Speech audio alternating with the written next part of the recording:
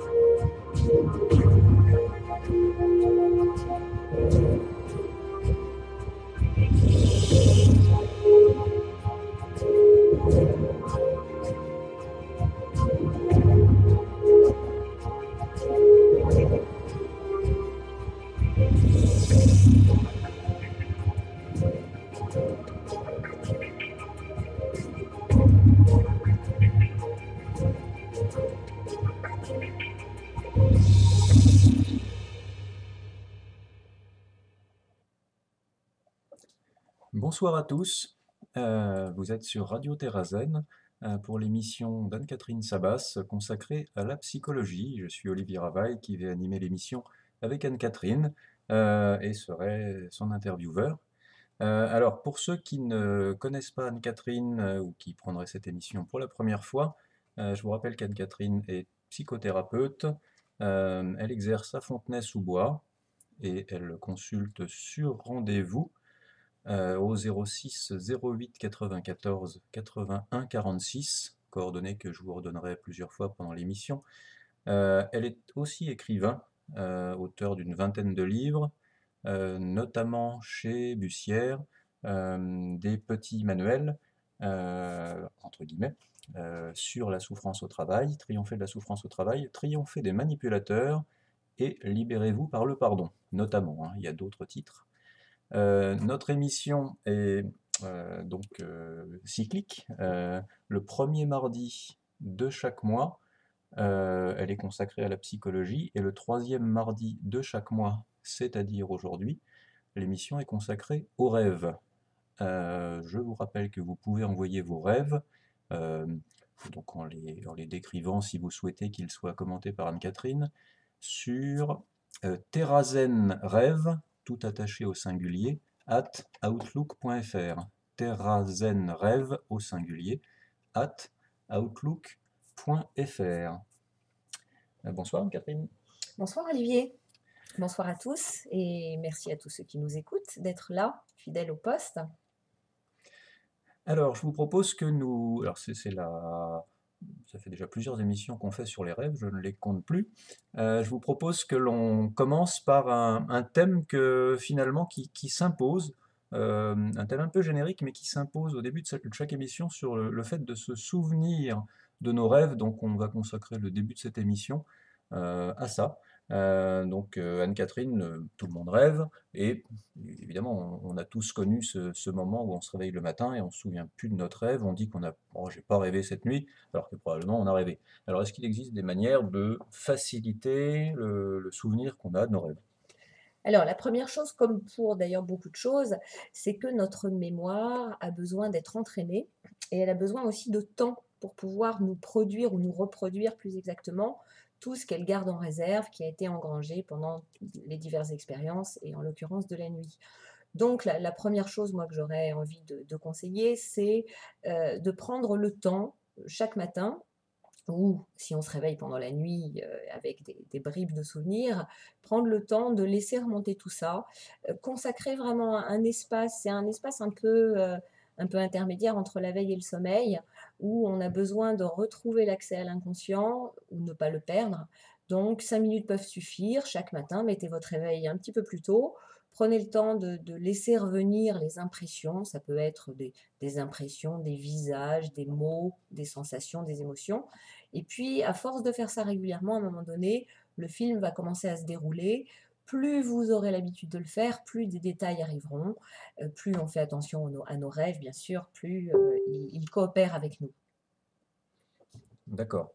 Euh, et par exemple, est-ce qu'il y aurait des moyens mémotechniques, une petite technique? Alors, il y a les 5 minutes. Est-ce qu'il y a d'autres choses que vous pouvez Alors, donner à nos auditeurs? oui, bien sûr, déjà émettre l'intention de se souvenir de ses rêves le soir, c'est vraiment une démarche. Se souvenir de ses rêves, c'est en fait une démarche qui vise à, pactiser un petit peu plus avec sa vie intérieure, avec son inconscient et donc, hem,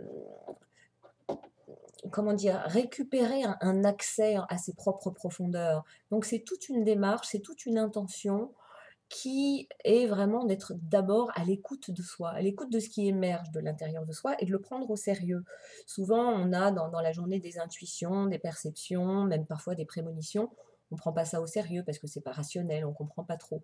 Mais il suffit déjà d'y faire vraiment attention, de prendre ça au sérieux. Et donc avant de se coucher, d'avoir l'intention de considérer que ce qui va nous être proposé pendant notre sommeil est quelque chose de très sérieux, même si c'est souvent un langage très bizarre, et donc de se mettre dans cet état de réceptivité. Ça, c'est la première chose. Alors après, il y a en effet des petits moyens mnémotechniques qui fonctionnent pour certains. Je pense au verre d'eau que j'ai déjà cité dans cette émission. Avoir un verre d'eau sur sa table de nuit, boire la moitié du verre ou quelques gouttes, hein, si vous avez peur d'avoir besoin de vous réveiller la nuit pour aller aux toilettes, mais simplement quelques gouttes en émettant vraiment l'intention de d'être un petit peu plus conscient, hein. Il y a d'ailleurs des techniques de rêve lucide dont on pourra parler un jour. Là, je m'éloigne un petit peu. Être un peu conscient et au moment de se coucher, donc on fait ça et quand on se réveille, on reprend le même verre et on boit encore quelques gouttes. Alors évidemment, l'eau est en plus un symbole de l'inconscient, donc c'est pas anodin ce que je vous suggère. L'idée étant qu'en rebuvant de cette même eau, on, on retrouvera l'accès à l'inconscient. C'est comme une programmation en fait. D'accord. Donc voilà, il existe on peut s'entraîner, voilà le message que j'ai entendu, on peut s'entraîner à se souvenir de ses rêves. Alors ça ne veut pas forcément dire qu'on va s'en souvenir intégralement, j'imagine, mais qu'en tout cas, il y aura des séquences plus marquantes peut-être qui vont plus facilement nous revenir, ou en tout cas ne pas nous échapper, si on applique cette technique, 5 minutes de prise de conscience le matin, la technique du verre d'eau que vous venez d'évoquer. Donc merci Anne-Catherine. Alors je vous rappelle que c'est une question voilà, que je pose en début de chaque émission, parce que voilà, les questions de certains auditeurs reviennent un peu là-dessus quand même. Est-ce qu'on peut se souvenir de ses rêves, quelles techniques il existe, etc. Donc merci d'avoir répondu. Et je rajoute, c'est vraiment important de prendre nos rêves au sérieux. Nous sommes habitués à avoir des vies et des modes de fonctionnement souvent très rationnels. Nous passons à côté de beaucoup de choses parce que notre inconscient a beaucoup de réponses à nous donner sur beaucoup de sujets. Et pour ça, il a besoin qu'on lui laisse une place. Il a besoin qu'on l'accueille et qu'on apprenne à déchiffrer son langage. Et petit à petit, on va rentrer en plus dans quelque chose de très très poétique qui peut nous aider vraiment à nous diriger dans la vie. Voilà. Merci. Une question qui revient aussi chez les auditeurs, qui est une question sur les cauchemars. Alors, est-il normal de faire des cauchemars et d'avoir des terreurs nocturnes? Voilà, une des questions que nous pose l'un des auditeurs. Alors, les terreurs nocturnes, c'est quelque chose d'assez particulier. C'est un terme qu'on emploie pour les enfants, par exemple. Les enfants surtout les jeunes enfants, pardon, qui sont, de par tous les processus d'évolution qu'ils traversent, doivent peu à peu se confronter à toutes les angoisses de la condition humaine, la solitude, par exemple, la mort, etc. Et petit à petit, ils vont traverser toutes ces questions, toutes ces angoisses qui, pour la plupart, sont extrêmement archaïques et qui se manifestent souvent la nuit. Donc ça, c'est pour les terreurs nocturnes. En ce qui concerne les cauchemars, je ne peux pas vraiment répondre à la question est-ce que c'est normal ou pas, parce qu'il faudrait essayer de définir la normalité, ce que je me refuse vraiment à faire. En revanche, ce qui est certain, c'est qu'un cauchemar est quelque chose qui est déjà très utile, de la même façon que tout processus d'évacuation de quelque chose est utile. Quand on vomit, c'est parce qu'on a besoin de se soulager de quelque chose. Quand on a, enfin, quel que soit, quand on se mouche, quand on éternue, même si sur le moment c'est pas forcément agréable, c'est que le corps a besoin d'expulser quelque chose. Et notre psyché a besoin aussi d'expulser des choses, a besoin de se soulager de conflits, de tensions. de souvenirs, de traumatismes, et le cauchemar sert à ça, déjà.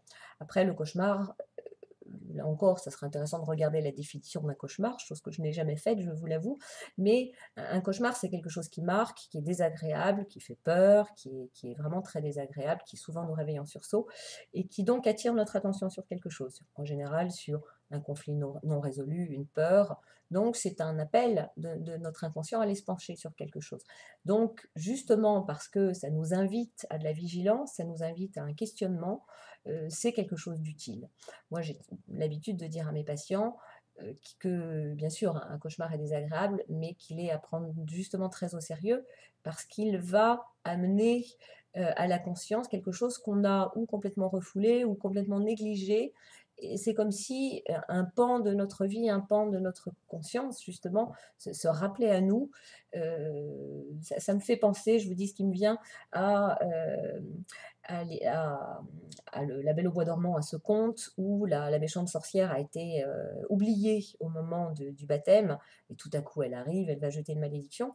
En fait, elle a été oubliée, on ne l'a pas prise au sérieux, et du coup elle va se venger. Le cauchemar, c'est un peu ça. C'est quelque chose qu'on n'a pas pris au sérieux, qui tout à coup va s'immiscer parce que il y a un déséquilibre dans la psyché, et le déséquilibre, c'est pas bon pour la santé. Donc il faut que quelque chose puisse s'immiscer. C'est comme quelqu'un qui ouvrirait la porte tout à coup en disant: hé, je suis là, faites attention à moi. Hein. Donc c'est quelque chose à vraiment entendre. Oui, ça me fait penser finalement au début de n'importe quelle démarche de sagesse, où en fait il faut partir, il faut accepter de partir d'où l'on est. C'est pareil dans la vie, enfin, j'ai cette difficulté, bah, le premier point c'est quand même de la reconnaître, même si c'est désagréable. Et c'est un départ qui est plus utile que le fait de ne pas la reconnaître, où là on va passer à côté, on va somatiser ou que sais-je. Et le cauchemar me fait penser, enfin dit comme ça, à la même chose, c'est-à-dire que c'est quelque chose qui est. Et comme tel, il a une valeur, enfin voilà, il nous dit quelque chose de nous. Alors, je pense que c'est important aussi de ne pas prendre le cauchemar, pas plus qu'un rêve normal, enfin, je veux dire, un rêve positif, hein, de ne pas le prendre au premier degré, parce que ce qui nous dit de nous n'est pas forcément agréable, mais c'est le premier pas vers un mieux-être, c'est au moins de reconnaître son cauchemar et éventuellement de lui demander ce qu'il veut dire. Absolument. Euh, je note que cauchemar est quand même beaucoup associé à la peur. euh, voilà, quand même, la tonalité du cauchemar, c'est rarement la joie, quand même. Hein, ça peut être la colère, ça peut être la tristesse, ça peut être autre chose, mais enfin, il est souvent question de peur. Ou ça me fait penser aussi à des choses qu'on ne veut pas forcément raconter parce que peut-être on a honte, par exemple. À qui n'est-il pas arrivé d'avoir un rêve que, bon, j'ai pas rêvé parce qu'en fait, il n'a pas tellement envie de le raconter parce que c'est pas, entre guillemets, pas glorieux. Et pourtant, voilà, j'entends bien en vous écoutant que c'est pas le côté glorieux du rêve qui indique si le rêve est utile ou pas. Non, et puis nos rêves sont à prendre souvent de manière symbolique. Hein. C'est-à-dire que rêver dans un cauchemar, ou un rêve d'ailleurs d'être dans une position pas glorieuse, peut signifier plein de choses. Et c'est pas forcément à prendre au pied de la lettre non plus. Mhm. Je vous rappelle pour ceux qui prendraient l'émission en cours de route que nous sommes avec Anne-Catherine Sabas, qui est thérapeute à Fontenay-sous-Bois. Alors, je ne vous ai pas donné son site internet tout à l'heure, je le fais. www.anne-catherine-sabas.com, sur lequel vous trouverez ses coordonnées, des informations, son actualité, et notamment son actualité de demain, puisqu'elle va donner une conférence alors, sur un autre média, et elle sera animatrice aux Journées du Pardon, qui est un séminaire magnifique qui aura lieu du 28 ou 9, je ne me souviens plus, octobre au 3 novembre, donc en fin de semaine prochaine, qui se déroule dans un lieu paradisiaque dans les Vosges, et où Anne-Catherine interviendra et donnera une conférence. Je vous propose, Anne-Catherine, alors, on a reçu plusieurs rêves de la part d'auditeurs, et je vous propose qu'on commence par un premier rêve, pardon, qui nous a été envoyé par Madame D. du sud de la France, hein, c'est comme ça qu'elle s'est présentée. Voici mon rêve, cauchemar, mais selon moi, c'est une vision d'une autre époque. Ça, c'est une vision d'une autre époque. Alors, son rêve est le suivant. Je cours, car il y a eu un massacre. On a massacré mes 2 enfants. Je me sens en panique, désespéré. Je cours sur la plage, mais je tombe et je continue à ramper vers la mer, car je sens qu'une fois dans l'eau, je serai sauvé. Une grosse panique, une idée dans ma tête doit atteindre l'eau. Je me suis réveillé et je n'ai plus pu me rendormir. J'avais peur de revivre ça. Dans la réalité, je n'ai pas d'enfant.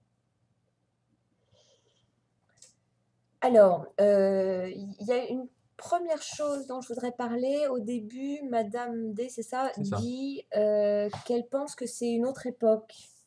Alors, je pense que ce qu'elle voulait dire, voici mon rêve cauchemar, mais selon moi, ça, c'est une vision d'une autre époque, à mon avis. Alors, je pense que c'est peut-être le sens de rêve cauchemar. Peut-être qu'elle disait, je sais pas, en fait.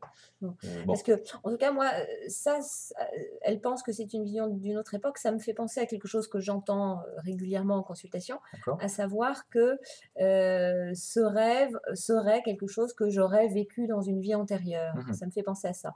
Voilà. Alors, je vais dire quelques mots là-dessus parce qu'il y a des auditeurs peut-être qui se posent la question. Chacun ses croyances hein, par rapport à la réincarnation, aux vies antérieures, etc. Moi, j'avais un de mes profs, à un moment, qui parlait des vies intérieures. Et je trouvais ça très intelligent, qui disait que lui, il n'avait pas d'opinion sur le sujet, mais que ce qui était certain, c'est que qu'on ait vécu à une autre époque des choses particulières ou pas, nos ancêtres, de toute façon, les avaient peut-être vécues, et nous étions peut-être porteurs dans notre ADN, dans nos mémoires transgénérationnelles, de souvenirs qui ne nous concernent pas et qui continuent à nous polluer aujourd'hui. Donc c'est pour ça qu'il parlait de vie intérieure au lieu de vie antérieure. Mhm. Et il est tout à fait possible, en effet, quand on parle d'un rêve, quand on vit un rêve, d'être aussi en connexion avec quelque chose que quelqu'un d'autre que nous a vécu. Alors ça, évidemment, il faudrait que j'ai la personne en face de moi pour investiguer un petit peu plus. Mais voilà, c'était juste pour rebondir là-dessus. Alors, la personne court, on a massacré ses 2 enfants, elle dit dans son Alors, message qu'elle n'a pas d'enfant c'est ça. et elle veut atteindre l'eau. Alors, bon, déjà, c'est bien qu'elle ait précisé qu'elle n'a pas d'enfant. Parce qu'elle sait qu'elle sera sauvée une fois qu'elle aura atteint l'eau. Elle sait qu'elle sera sauvée une fois qu'elle aura atteint l'eau. La première chose qui me vient, je parlais tout à l'heure du verre d'eau, hein, et je disais que l'eau était un symbole de l'inconscient. Alors l'eau n'est pas qu'un symbole de l'inconscient. D'ailleurs, dans la langue française, il y a ce mot mère hein, qui parle de la maman, mais qui parle aussi de l'eau, de l'océan. Et nous venons tous d'un milieu marin, nous venons tous d'un milieu utérin, et la mer, moi ça me fait penser à la mer et à l'énergie maternelle. Les questions d'enfants qui sont massacrés, puisque la rêveuse nous dit qu'elle n'a pas d'enfant dans la réalité, alors peut-être que dans une vie antérieure, en effet, ces enfants ont été massacrés, mais je ne veux pas retenir cette piste-là. Elle parle donc d'enfants symboliques. Et les enfants symboliques, ça peut être ou des gens auxquels on tient, des neveux, des nièces, des filleuls, etc.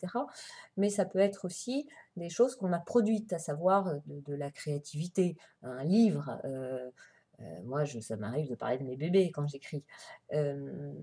Alors, ça peut Oui, être des objets finis, en effet, des objets artistiques, ça peut être des projets. Un enfant, c'est aussi quelque chose qu'on a construit, qu'on a créé, une entreprise, un projet, une association. Mais ça peut être aussi toutes ces belles choses qui sortent de nous, dont on accouche. Je pense à nos dons, je pense à nos talents. Et ils auraient été massacrés. Voilà. Et il faut atteindre la mer. Alors, moi, la première chose vraiment là qui me vient, c'est que pour arriver à ne plus massacrer soi-même ce qui sort de nous, hein, un enfant, ça sort d'une femme, hein, il s'agit d'une dame là qui nous écrit, il faut devenir une bonne mère pour soi. C'est à ça que je pense, moi.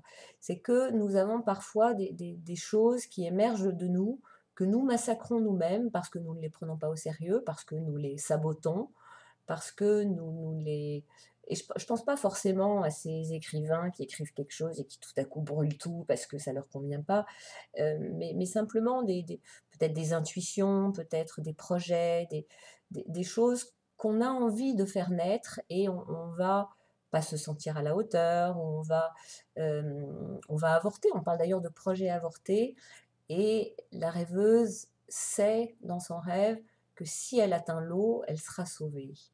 Euh, Moi, Oui. je dirais à cette personne, si elle est en face de moi, et peut-être qu'elle nous écoute, qu'il faut qu'elle arrive à trouver en elle cet espace de gestation, cet espace maternant, qui va lui permettre déjà de se materner elle-même, et puis de créer un espace sécurisé et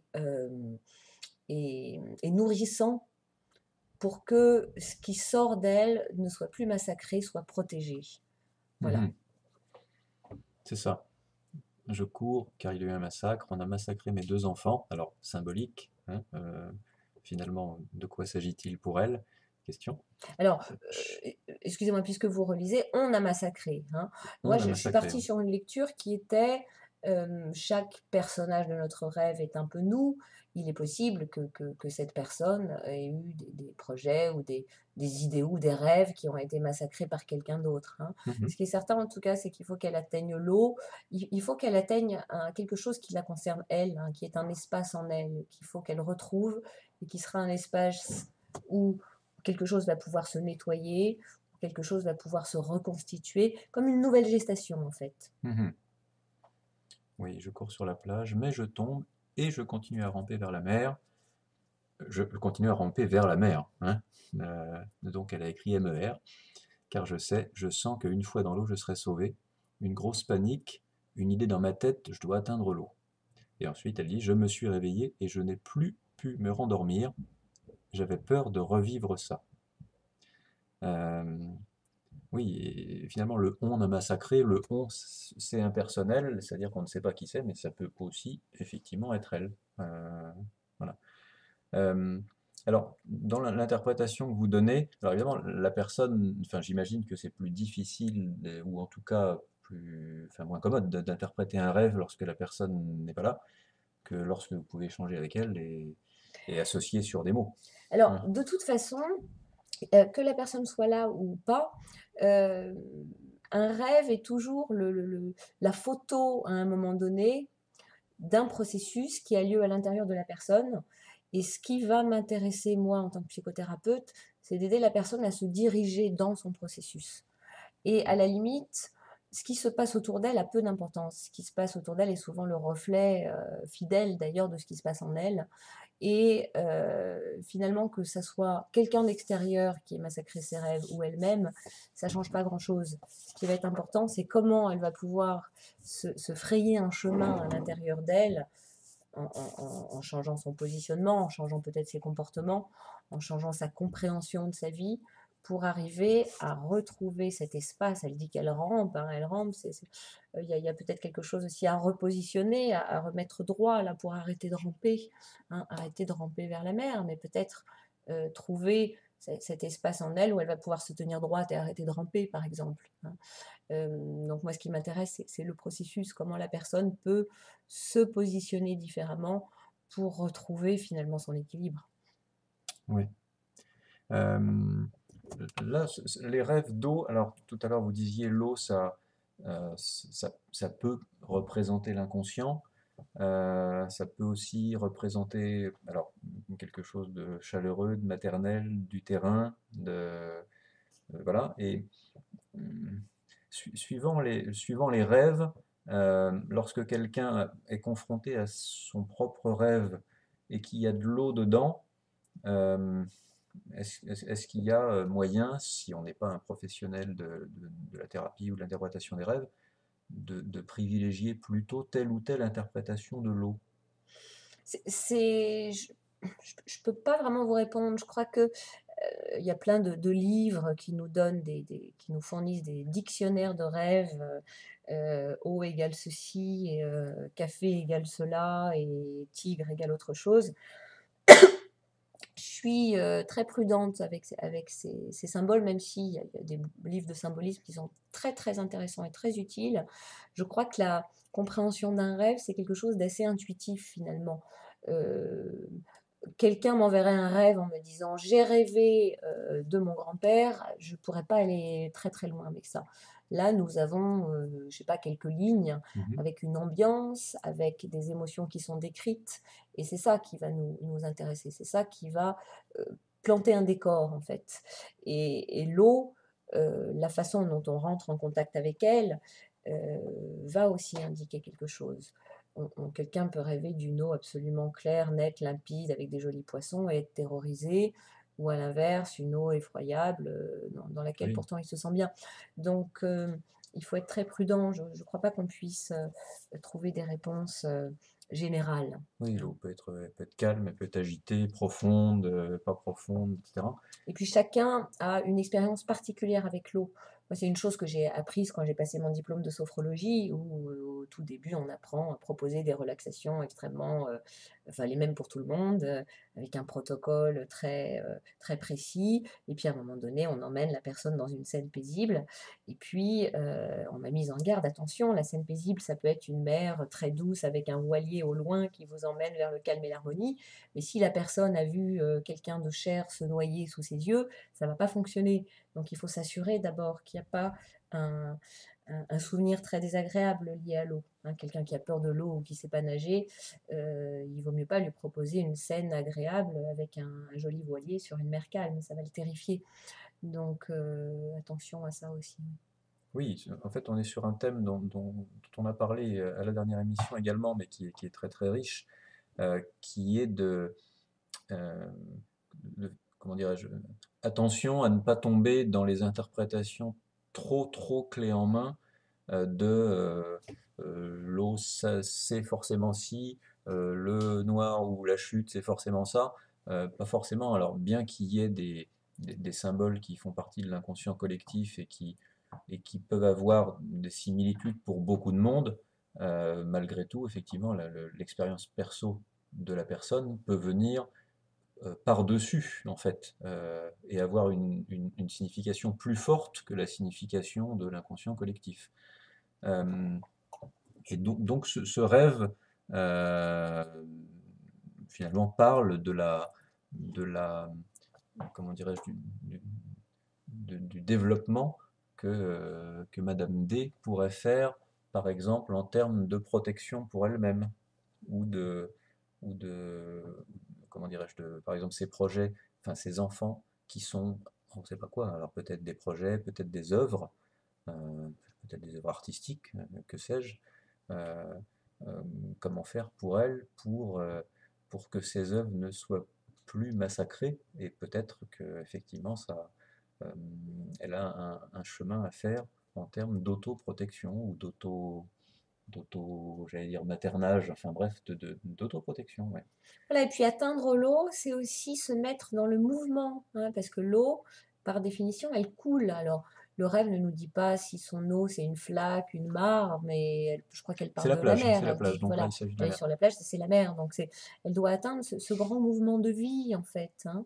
Elle doit prendre la mer, en fait, C'est ça. se mettre dans le courant. Et une fois dans l'eau, elle sera sauvée. Alors c'est intéressant parce que finalement, si elle doit se mettre dans le courant, ça veut dire que l'eau, dans cette interprétation pardon, là, ne serait pas un milieu utérin chaleureux et figé, mais plutôt quelque chose qui est bah, en mouvement, en développement, voilà. En fait, à partir du moment où on a trouvé en soi cet utérus, et ça c'est valable pour les femmes comme pour les hommes, les chamans parlent beaucoup de l'utérus des hommes, à partir du moment où on a trouvé en soi cette capacité à se protéger, et donc à protéger ce qui est en nous, ce qui sort de nous, on peut avoir le courage de se jeter à l'eau. Voilà, et je conclurai là-dessus pour Madame D. Prenez vos enfants dans vos bras, à bras-le-corps, dans votre cœur, et jetez-vous à l'eau en les sécurisant, en les protégeant, et vous serez sauvés. Ah, c'est une jolie conclusion. Et qui me rappelle ce dont on parlait tout à l'heure, puisque la tonalité de ce rêve, alors comme le dit Madame D, voici mon rêve slash cauchemar, ce qui donc était un rêve désagréable, Et en réalité, même s'il est désagréable, eh bien, ce rêve comporte des, des pistes de développement et de déploiement pour elle, même si la tonalité n'était pas très agréable. Et donc, nous remercions Madame D de nous avoir envoyé ce rêve, et nous accueillerons d'autres rêves s'il en a d'autres avec plaisir. Alors, là, nous sommes à la moitié de l'émission. Je vous rappelle, pour ceux qui nous prendraient en cours de route, que nous sommes avec Anne-Catherine Sabas sur Radio Terrazen pour l'émission mensuelle consacrée aux rêves. Je suis Olivier Ravaille qui anime l'émission avec elle. Je vous rappelle les coordonnées d'Anne-Catherine. Alors, son site internet www.anne-catherine-sabas.com, sur lequel vous trouvez son actualité. Je parlais tout à l'heure de la conférence qu'elle va donner demain et des journées du pardon où elle interviendra la semaine prochaine, plus d'autres, une foule d'informations sur tout ce qui la concerne. Le cabinet de Fontenay-sous-Bois, où il y a un certain nombre de thérapeutes qui interviennent, la totalité des livres qu'elle a écrits, des conférences qu'elle a données, etc. Donc, allez faire un tour sur son site. Je vous rappelle également que vous pouvez envoyer vos rêves sur terrazenrêve@outlook.fr, mais aussi sur le site de Radio Terrazen, www.radioterrazen.net, à la rubrique Poser une question. Donc il y a un bouton, vous cliquez dessus et vous pouvez envoyer, écrire le rêve que vous souhaitez interpréter par Anne-Catherine. Je vous propose un autre rêve. Anne-Catherine, bonjour, voici 2 rêves que j'ai fait récemment. C'est une dame qui s'appelle Brigitte. Alors, je suis sur un bateau qui est sur une rivière où il n'y a presque pas d'eau. Ah, là, vous voyez, ce soir, on est dans la tonalité aquatique. Je suis sur un bateau qui est sur une rivière où il n'y a presque pas d'eau. À un moment, le bateau doit traverser de l'eau très noire qui serait toxique et pourrait l'abîmer. Il passe sans dégâts et continue jusqu'à arriver à une sorte de bassin où il y a plus d'eau. C'est peut-être la mer. Je vais peut-être le relire une deuxième fois. Je suis sur un bateau qui est sur une rivière où il n'y a presque pas d'eau. À un moment, le bateau doit traverser de l'eau très noire qui serait toxique et pourrait l'abîmer. Il passe sans dégâts et continue jusqu'à arriver à une sorte de bassin où il y a plus d'eau. C'est peut-être la mer. La mer encore. La mer et en plus là le bassin, hein, le bassin, Eh oui, formidable bassin. Surtout quand on doit passer par le bassin, hein. Alors, il n'y a presque pas d'eau. Moi, ça me fait vraiment penser ça à une histoire de vie intra-utérine, hein. La première lecture, euh, il arrive que en fin de grossesse, un bébé ait vraiment presque plus d'eau. Et il arrive même que l'eau qui reste dans le placenta soit devenue toxique parce que l'enfant, il a quand même mariné pendant 9 mois. Et il va falloir pourtant qu'il traverse le bassin pour arriver à sortir. Donc, si j'avais Brigitte en face de moi, je lui demanderais si elle sait un peu comment s'est passée la grossesse de sa maman. Ça, c'est une première lecture. Euh, Comprennent d'ailleurs ce rêve au niveau littéral ou au niveau symbolique. Il est question de bassin, il est question de traversée, il est question de passer sans dégâts et de rejoindre. Pardon. Traverser de l'eau très noire qui serait toxique et pourrait abîmer le bateau. Voilà. Il est question d'un passage de toute façon, hein. Alors moi, c'est vrai que c'est un petit peu, c'est un thème que j'aime beaucoup, le passage, l'initiation, la transformation, tout ça, mais c'est ce qu'on vit chaque jour de notre vie, on en est conscient ou pas, mais on passe notre vie à se transformer, à évoluer, à vivre des transmutations internes, et plus on le fait consciemment, plus on peut le faire joyeusement, même quand certains passages sont difficiles, voire toxiques. Donc là, pour moi, ce rêve parle vraiment d'un passage. Ce qui est intéressant, c'est que la personne parle de cette eau qui serait toxique et qui pourrait abîmer, hein. Eh oui. Mais en fait, ça se passe sans dégâts. C'est-à-dire qu'il est question de peur. À certains moments de notre vie, pendant certaines transformations, certains passages qui sont un peu exigus, où on a l'impression qu'on va être serré comme pour une naissance, hein, la vie est une succession de naissances. On a peur d'être abîmé, on a l'impression que quelque chose en nous va mourir. On a l'impression, d'ailleurs, chaque transformation, c'est une mort de quelque chose. Et pourtant, bah, tout est passé sans dégâts. Et quand on est arrivé de l'autre côté, on se dit, ah, bah, finalement, c'était que ça. Voilà, donc moi j'inviterais Brigitte à ne pas se laisser impressionner par ses peurs et à faire confiance à son bateau, hein. Son bateau, c'est son véhicule. On parle du corps comme du véhicule de l'âme. Euh, à faire confiance finalement à sa capacité à traverser les embûches, les difficultés, et puis peut-être les événements ou les personnes toxiques, hein. Il y a une mer très très noire. Alors le noir, c'est quoi? Le noir, ça peut être en effet quelque chose de toxique, de sale, de dangereux, du poison, etc. Il y a des choses comme ça qu'on traverse dans notre vie, avec des paroles qui sont empoisonnées, avec des gens qui sont toxiques. Et puis, il y a tout simplement des espaces qui sont noirs, tout simplement parce qu'on ne voit rien. On ne sait pas du tout où on va. On est sur une mer sans phare, en pleine nuit. On ne sait pas du tout où on se dirige. On a peur des écueils, des récifs, etc. Et puis, finalement, quelques jours plus tard, on s'aperçoit qu'on a passé cette épreuve et qu'on est intact. Voilà. Euh, il me semble qu'à la fin, elle dit, c'est peut-être la mer. Alors là, c'est... Oui, c'est-à-dire qu'il passe sans dégâts, donc finalement le bateau est passé dans cette eau très noire et toxique, mais qui en fait ne l'a pas abîmé. Il passe sans dégâts et continue jusqu'à arriver à une sorte de bassin où il y a plus d'eau. C'est peut-être la mer. Hmm. Donc voilà, tout d'un coup une étendue, plus d'eau. Voilà, Voilà. alors, c'est une sorte de bassin. Un bassin, c'est quand même un espace clos, hein. C'est peut-être la mer. La mer, c'est pas un bassin, alors sauf une petite mer intérieure. Mais euh, ce mot de bassin, qui là encore me fait penser à une naissance, un bassin, c'est un endroit où on va rester, mais pas indéfiniment, parce qu'à un moment donné, on aura besoin de plus large. Donc l'impression que j'ai, c'est que Brigitte traverse ou a traversé quelque chose qui était inquiétant, effrayant, où elle ne savait pas trop comment se diriger, mais qui a certainement autre chose qui l'attend encore, parce qu'elle arrive à un bassin, peut-être un espace où elle va pouvoir reprendre des forces, un espace où elle va pouvoir euh, tout simplement vérifier qu'elle est intacte, vérifier qu'elle est équipée pour toutes les traversées qui lui restent à vivre, comme une escale en fait. Ça me fait penser un peu à une escale. J'ai envie de lui dire, faites confiance à votre embarcation, faites-vous confiance, la traversée s'est bien passée, il y en aura d'autres et vous êtes tout à fait équipé pour ça. J'ai l'impression, lorsque vous interprétez, Anne-Catherine, que intuitivement, vous êtes très, très centré sur le mouvement des rêves, j'allais dire plus que sur les détails. Euh, je ne dis pas que vous n'êtes pas assez centré sur les détails, je dis que j'entends la manière dont vous en parlez, et c'est comme si vous faites très attention au début à la fin, et que vous regardez quel est le mouvement qui s'est passé entre les deux, sans forcément couper les cheveux en quatre au passage. Absolument. J'avais pensé quelque chose de kinesthésique, enfin voilà. En fait, oui, oui, oui, tout à fait, c'est intéressant. Je m'étais jamais vraiment posé la question. Mais en fait, quand j'ai un rêve en face de moi, c'est comme quand j'ai un patient en face de moi.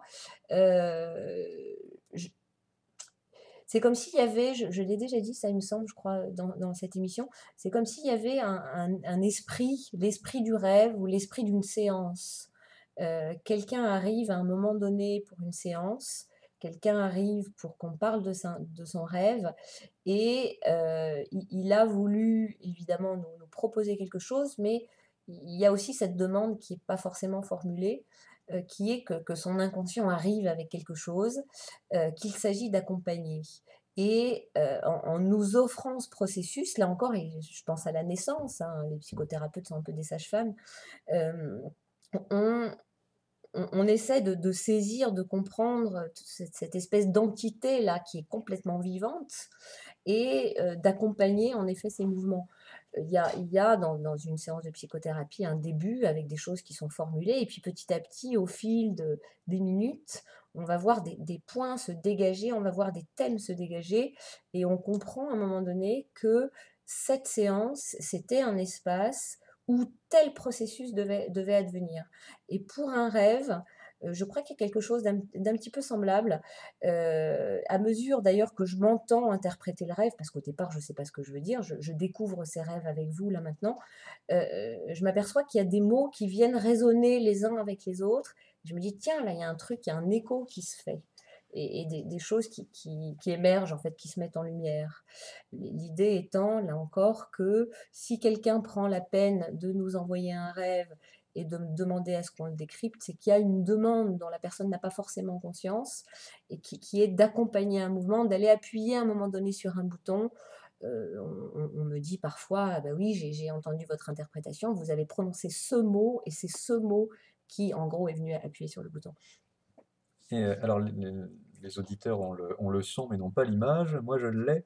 Et je voyais Anne-Catherine, justement, pendant qu'elle était en train d'expliquer. J'ai prononcé le mot de kinesthésique comme ça, un peu au ressenti. Et Anne-Catherine faisait beaucoup de gestes pour accompagner ce qu'elle vient de dire sur le fait qu'elle accompagne des mouvements. Et effectivement, vous avez une interprétation qui est très, très. Euh, enfin, très incarné, très, voilà, c'est pas un télo du tout, on a l'impression que vous cherchez quelque chose qui est de l'ordre du sens, du mouvement de la vie. Qu'est-ce qu'il y a comme mouvement de vie là-dedans, en fait? Ouais, Voilà. ouais, c'est un peu ça, je pense, oui. Tout à fait. Euh, alors, je vous rappelle que nous Puis sommes... là, on est en plus avec des rêves qui parlent d'eau, donc je Oui, cherche oui, les oui, oui. poissons. D'ailleurs, il y a régulièrement des gens qui amènent des rêves magnifiques où ils sont devant la mer et il y a des poissons. Il faut ils voient des poissons qui sortent. Ces poissons, c'est comme des trésors, c'est des forces vives en fait. Alors, je vous rappelle que nous sommes sur Radio Terrazen avec Anne-Catherine Sabas pour notre émission, enfin, son émission mensuelle sur les rêves. Euh, alors je vous rappelle, si vous voulez, si vous êtes intéressé pour consulter Anne-Catherine à son cabinet de psychothérapie, elle reçoit sur rendez-vous, je vous rappelle son portable 06 08 94 81 46.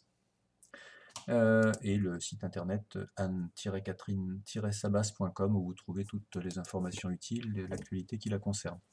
Alors, peut-être après être rentré très loin dans le vif du sujet d'une manière très, très, très incarnée, comme vous l'avez fait, peut-être on peut revenir à un peu plus j'allais dire, de légèreté, au sens où il y a des questions de spectateurs, enfin pardon, d'auditeurs, qui portent sur des rêves qui sont un peu plus génériques. Alors, même si j'ai entendu que vous n'aimez pas trop comment dirais-je, poser des étiquettes sur j'ai rêvé d'un machin, que ça veut dire. Euh, je vous en propose quand même quelques-unes si vous en êtes d'accord.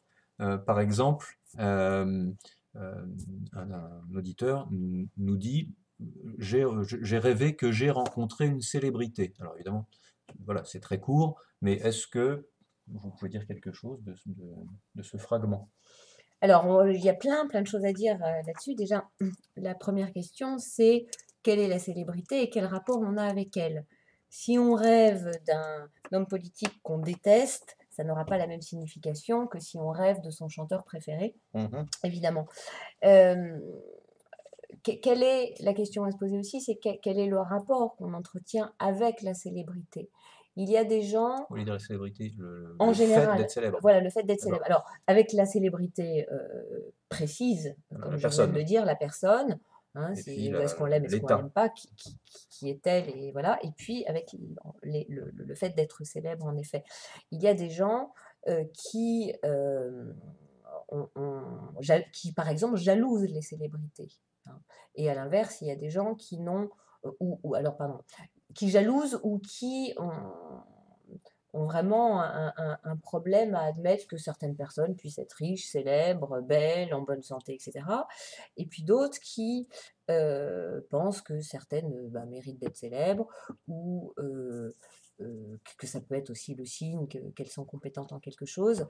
Donc ça aussi, ça demande à être reçu pour pouvoir fournir une interprétation.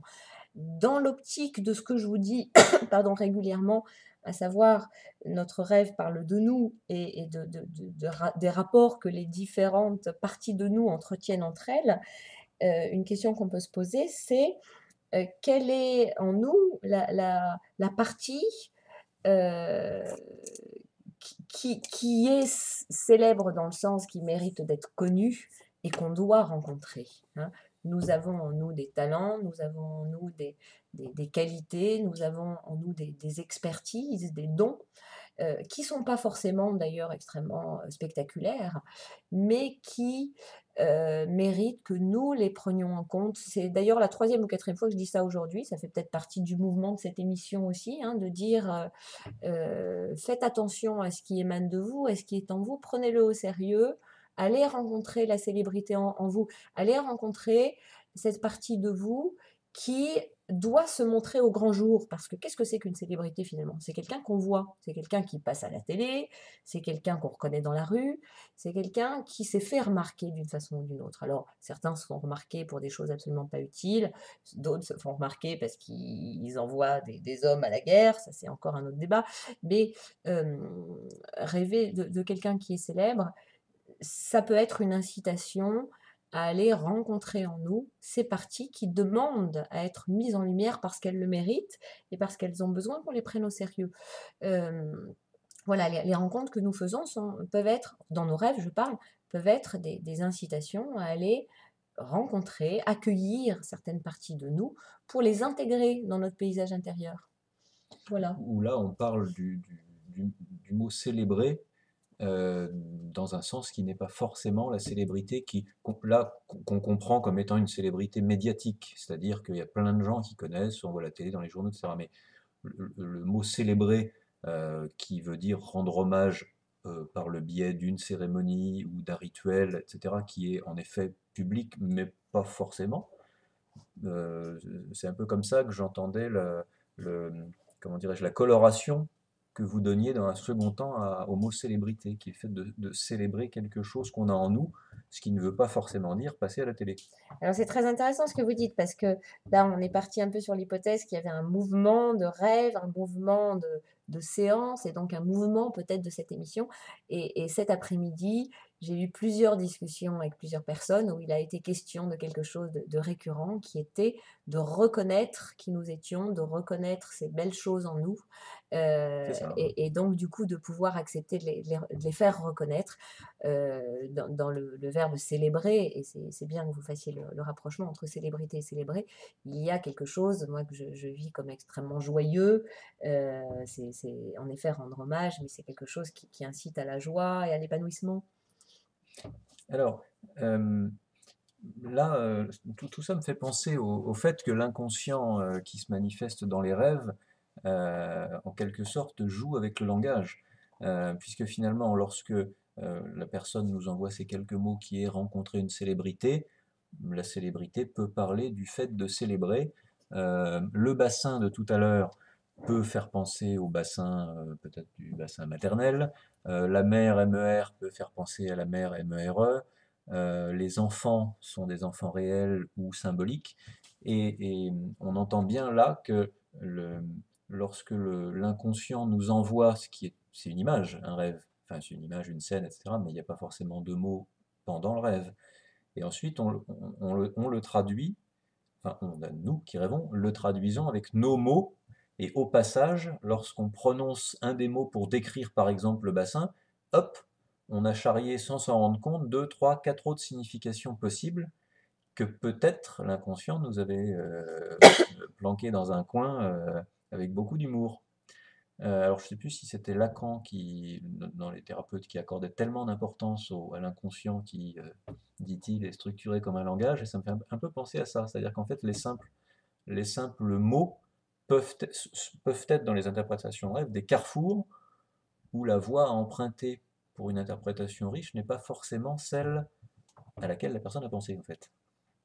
Oui, oui, tout à fait. Et d'ailleurs, ce qu'il y a de formidable avec les rêves, c'est que quelqu'un qui va avoir une vision extérieure va en général vous donner une vision à laquelle vous n'avez pas pensé. Et c'est valable pour les psychothérapeutes pardon, qui travaillent avec les rêves. Hein. Moi, j'ai besoin de l'aide d'autrui pour analyser mes rêves parce qu'il y a des grilles de lecture que je n'ai pas concernant mes propres névroses. Je reprends sur le sujet du jeu qu'on peut faire avec le sens des mots.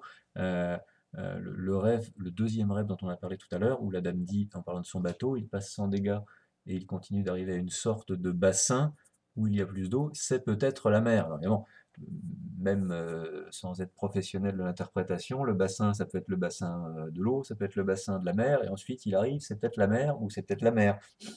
Alors là, je le redis parce que les interprétations, en quelque sorte, la diversité des interprétations saute aux oreilles, mais ce qui est intéressant, c'est que, en effet, un mot peut être un carrefour d'interprétation. Et l'histoire de la célébrité, c'est ça, hein, célébrité médiatique ou célébrée, ou peut-être d'autres choses.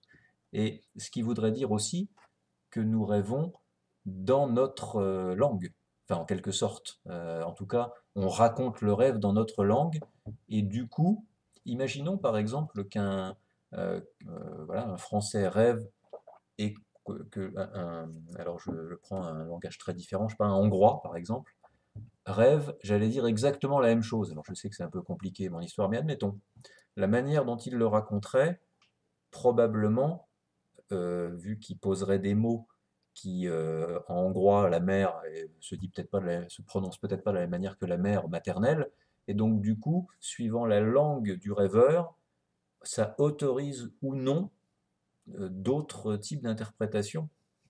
Alors, ce que vous dites est intéressant. Je me posais la question d'ailleurs durant cette émission en vous écoutant. Je me demandais, je me suis souvent demandé d'ailleurs enfin, j'ai souvent été persuadée que ça serait passionnant justement de maîtriser une langue suffisamment pour pouvoir analyser les rêves dans une autre langue. Mais il y a quelque chose qui va dans le sens de ce que vous dites, c'est que notre inconscient sait aussi avant nous qui va interpréter le rêve. Moi, j'ai eu dans ma vie de patiente affaire à des psychothérapeutes ou des psychanalystes de diverses obédiences. Et quand j'avais une superviseuse jungienne à une époque, je lui amenais des rêves jungiens. Et Pour les Jung, Freud, plusieurs courants psychanalytiques. D'accord. Et quand j'avais un psychanalyste freudien, je lui amenais des rêves freudiens. Et pour nos auditeurs, en deux mots, un rêve freudien, ce serait quoi enfin, euh, bon, Je bon préfère d'accord. éluder la question parce Ok, que là, d'accord. on s'éloigne un petit peu du D'accord, sujet. ok. En gros, c'est que notre rêve, en effet, la façon dont on va le dire, dont on va le parler, raconte déjà quelque chose, mais la façon dont il va être interprété aussi. Je me souviens à une époque où j'avais une superviseuse qui était allemande, qui parlait parfaitement le français avec un léger accent, où à 2 reprises, je ne vais pas rentrer dans les détails, mais à 2 reprises, il m'est arrivé quelque chose, une synchronicité, enfin un concours de circonstances qui a fait que voilà, je suis arrivée à ma séance avec un événement particulier, une fois. Et puis l'autre chose, c'était une somatisation absolument pas grave, mais qui m'avait interpellée et qui rejoignait une partie du corps qui, dans la langue allemande, avait une signification symbolique qui n'avait rien à voir avec le français. Et j'aurais eu un psy français ou espagnol à l'époque, il serait certainement passé à côté du truc. Et elle m'a dit, vous savez, ça, dans notre langue, ça veut dire ça. Et j'ai été absolument ébahie parce que c'était exactement ça. Et c'est à se demander si mon inconscient n'avait pas créé ce symptôme-là, en sachant que cette personne-là qui maîtrisait l'allemand serait capable de me l'interpréter d'une manière qui ferait sens pour moi. Donc c'est passionnant tout ça. Oui, on peut effectivement imaginer que l'inconscient envoie des images euh, dont la description va avoir des synonymes en quelque sorte. Je pense à amer en français, M-E-R, M-A-I-R-E, M-E-R-E, et d'autres peut-être que j'ai pas en tête tout de suite, où l'inconscient en quelque sorte a prévu d'avance que dans la langue du rêveur, ces pistes-là pourraient être interprétées et que s'il a rêvé de mer M-A-I-R-E, il s'agit peut-être de mer M-E-R, et que si le rêveur était anglais, peut-être il aurait fait un rêve différent. Ah, vaste sujet, mais ce qui est sûr, c'est que en effet, le langage est au cœur non seulement de l'interprétation du rêve, mais aussi du déroulement du rêve. Alors, nous avons encore un peu plus de 5 minutes.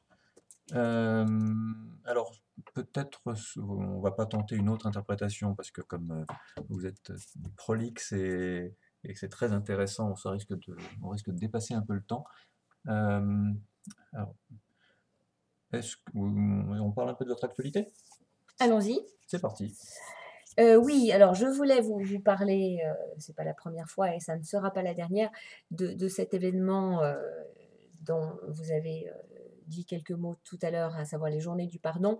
Je vous invite à aller voir sur le site www.journéedupardon.fr et vous découvrirez vous-même de quoi il est question. C'est donc un événement qui a lieu la semaine prochaine où des intervenants du monde entier sont rassemblés pour parler avec, je crois que le programme affiche complet, il y a plus de 200 personnes inscrites, C'est hein. ça, oui. Donc pour parler du pardon, sous toutes ses coutures, sous toutes ses formes.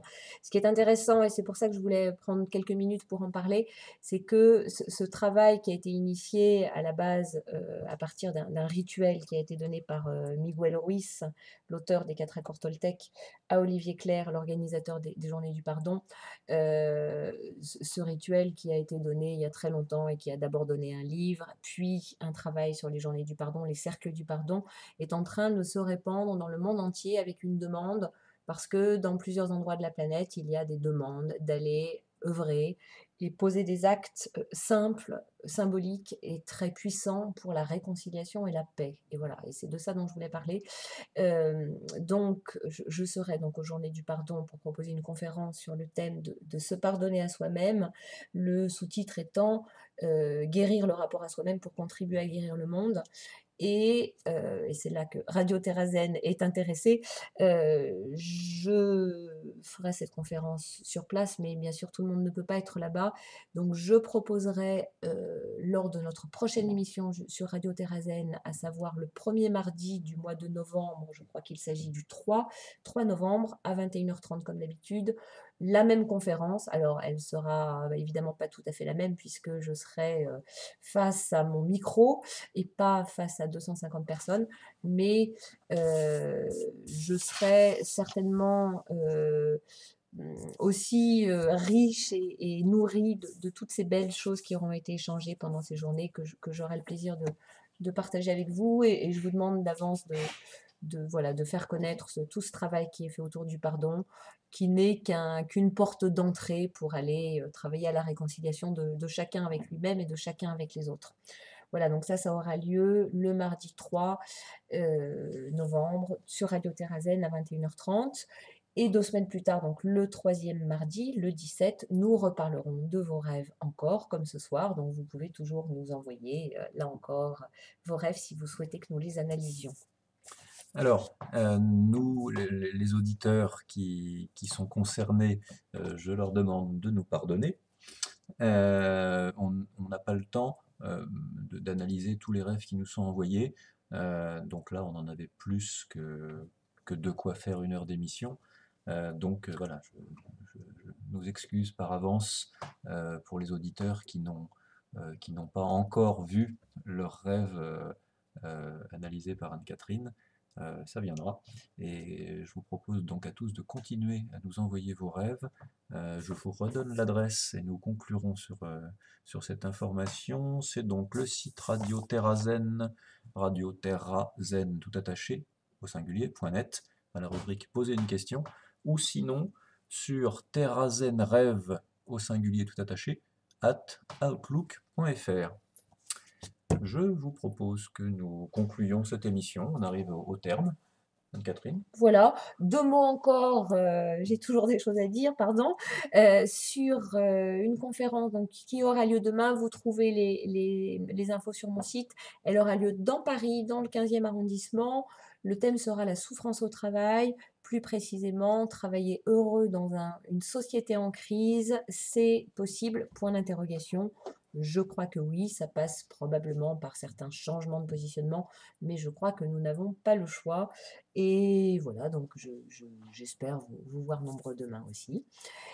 Et voilà, pour les actualités. C'était comme d'habitude un plaisir d'être avec vous sur Radio Terrazen. Merci à toutes celles et tous ceux qui nous font confiance.